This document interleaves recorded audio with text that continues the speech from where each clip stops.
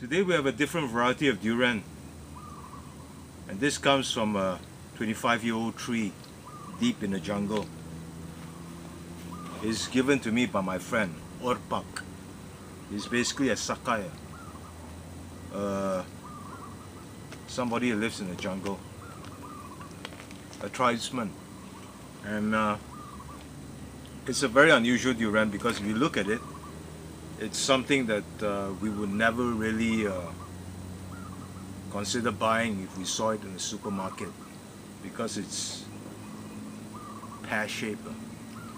But this is how durians are in the wild, and they don't look appetizing.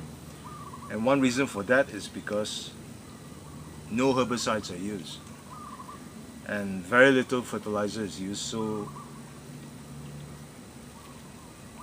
this is what you get. Nature's way of distributing resource in order to create a fruit. And as you can see, the dogs are like raring to go. Come, Tracy. So let's see how good it is.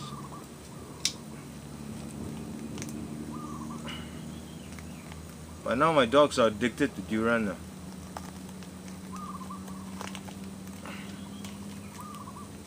Beautiful. And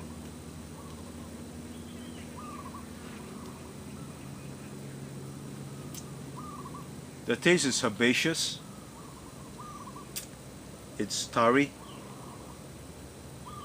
it's got a sort of bitter aftertaste to it, and at the trailing end it has a nutty flavor, a bit like truffles. Very unique, but definitely something that you will not get in the supermarket.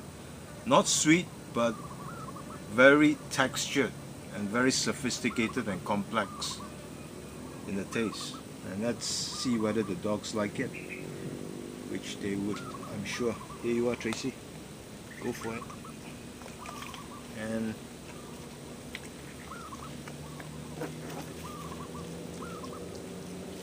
yeah, go.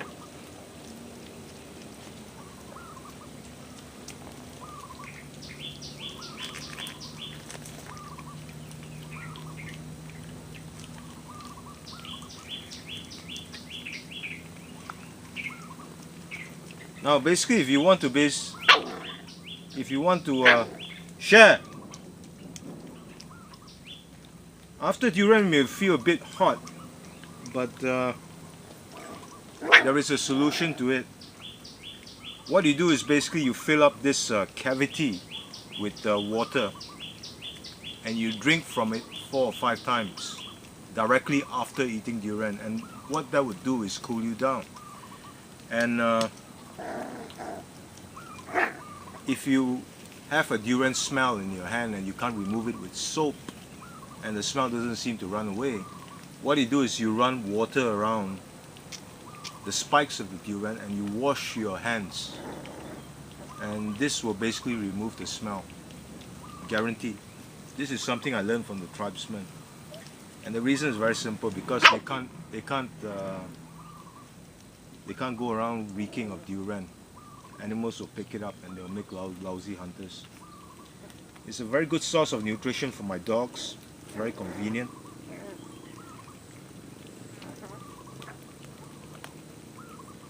And one of these can last them basically about 2 days.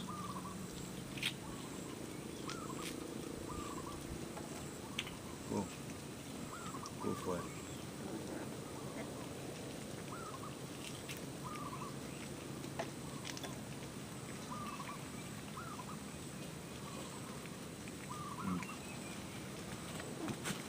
That's it.